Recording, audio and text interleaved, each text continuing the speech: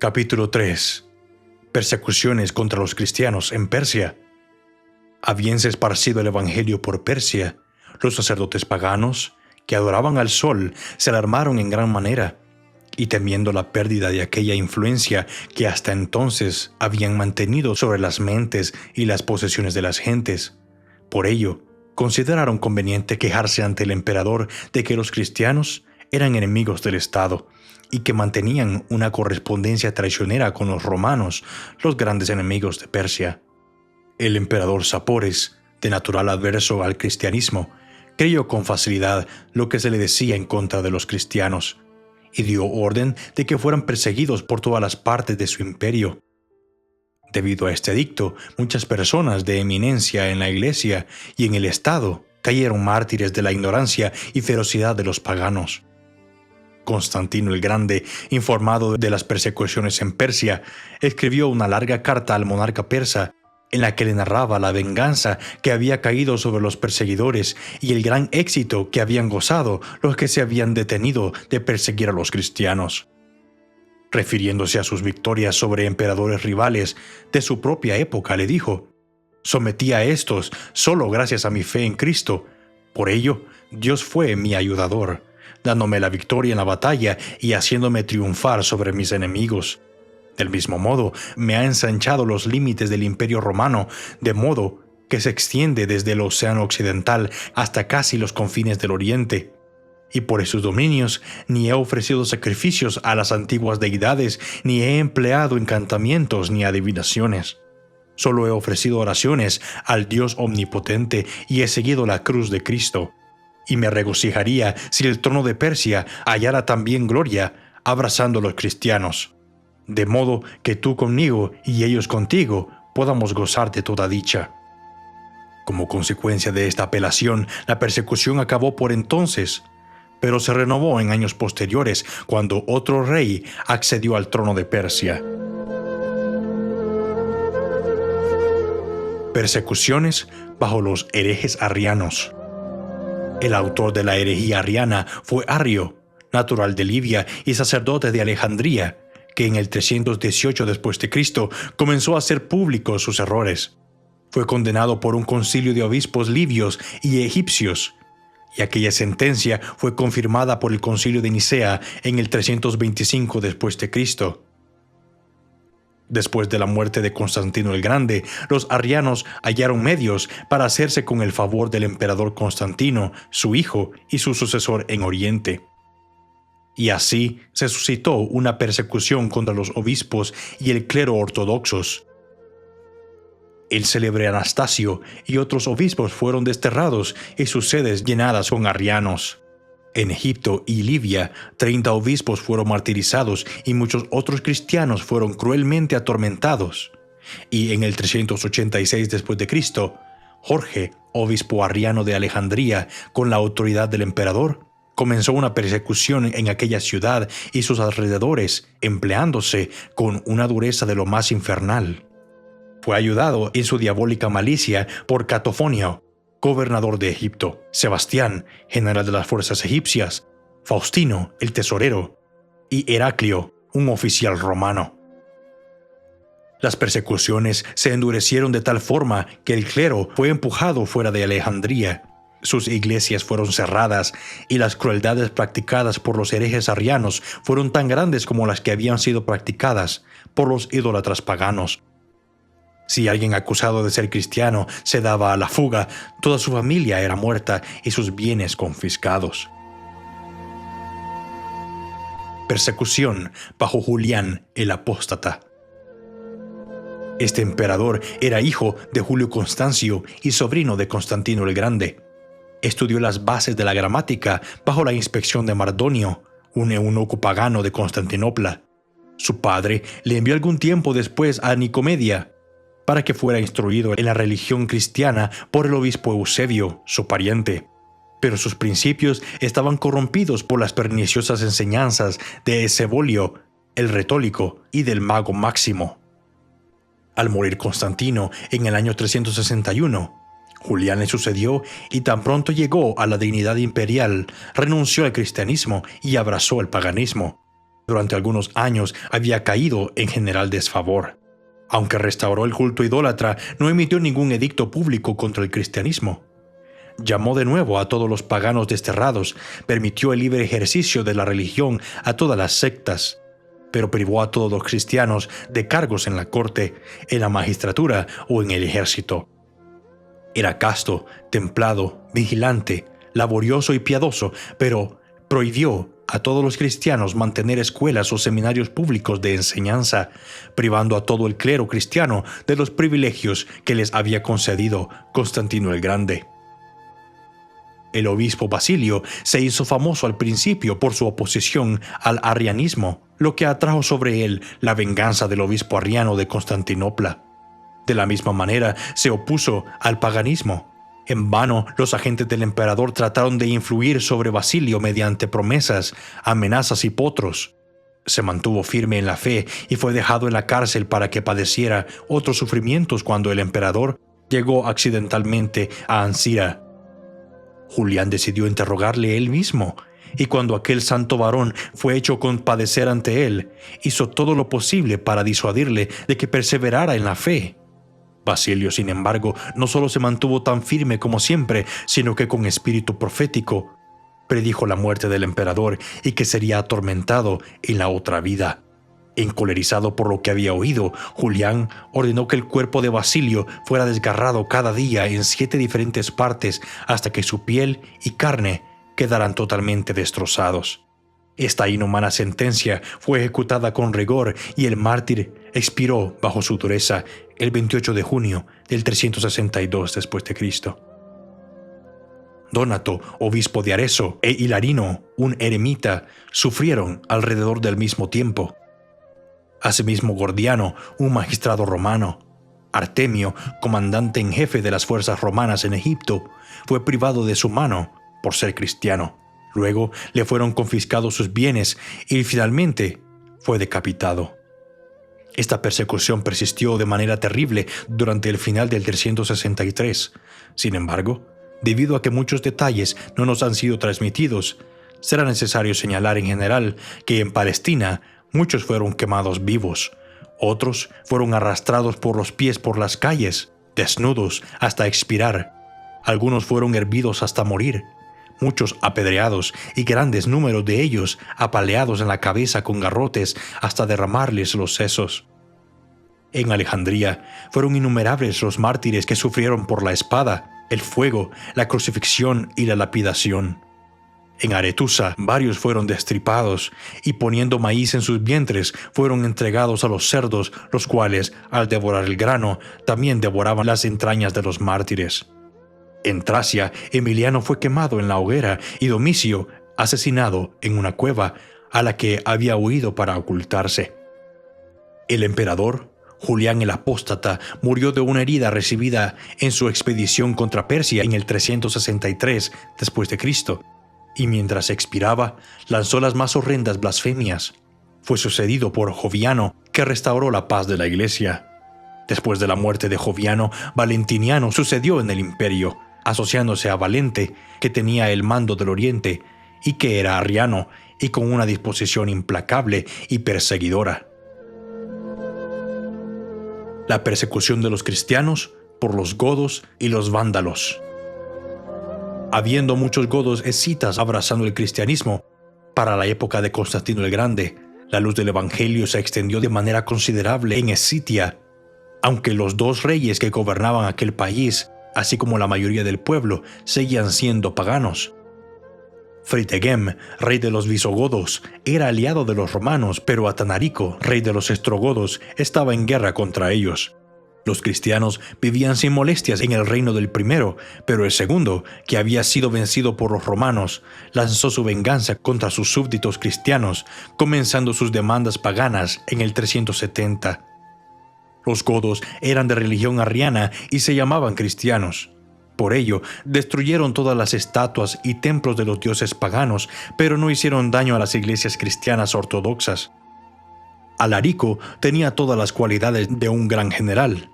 A la desenfrenada temeridad de los bárbaros godos añadía el valor y la destreza del soldado romano. Condujo sus fuerzas a Italia atravesando los Alpes y aunque fue rechazado durante un tiempo, volvió después con una fuerza irresistible. El último triunfo romano. Después de esta afortunada victoria sobre los godos, se celebró un triunfo, como se llamaba en Roma. Durante cientos de años se había concedido este gran honor a los generales victoriosos al volver de una campaña victoriosa. En tales ocasiones, la ciudad era dada durante días a la marcha de tropas cargadas de botín y que arrastraban tras sí a prisioneros de guerra, entre los que a menudo habían reyes cautivos y generales vencidos.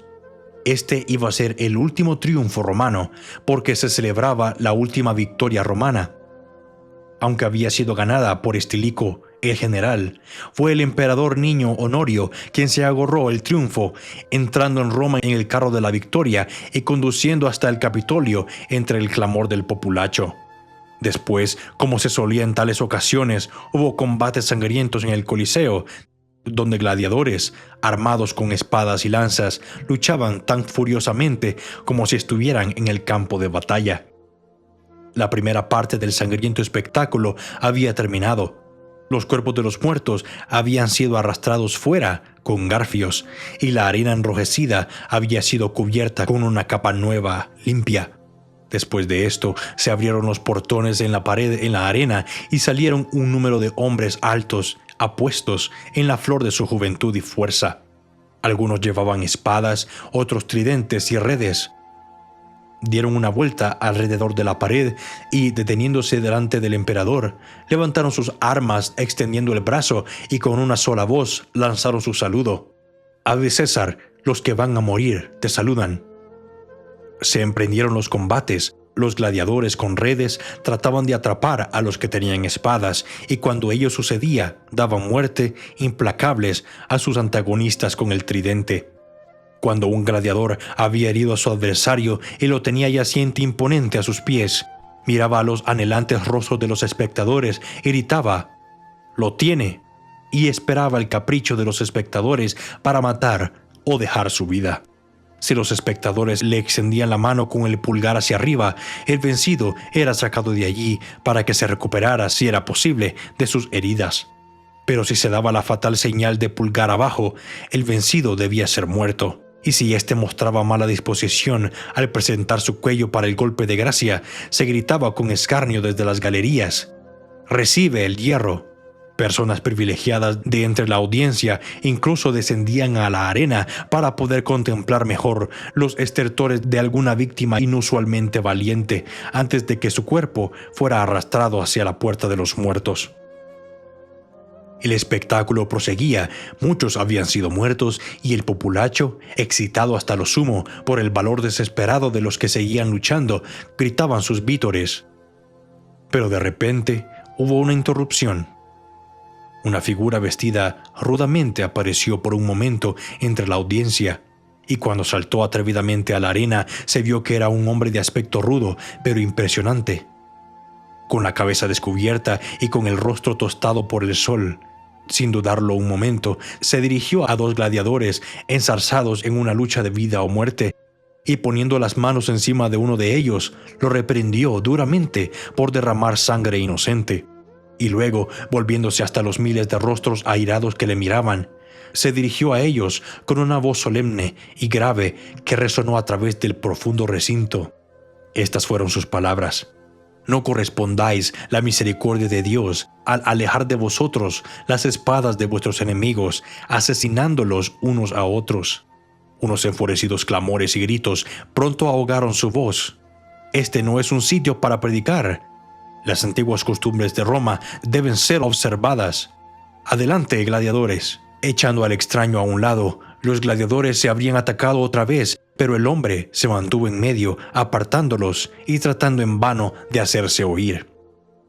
Entonces el clamor se transformó en «sedición, sedición, abajo con él», y los gladiadores, enfurecidos ante la interferencia de un extraño, lo traspasaron matándolo en el acto.